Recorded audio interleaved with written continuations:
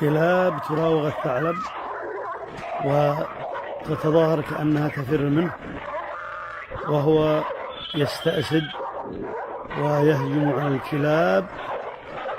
شوف كيف الكلاب راوغت معه إلى أن جعلته يثق بنفسه، ثم يهجم عليهم، ثم تعود الكلاب فتسلخ جلده سلخا. شوف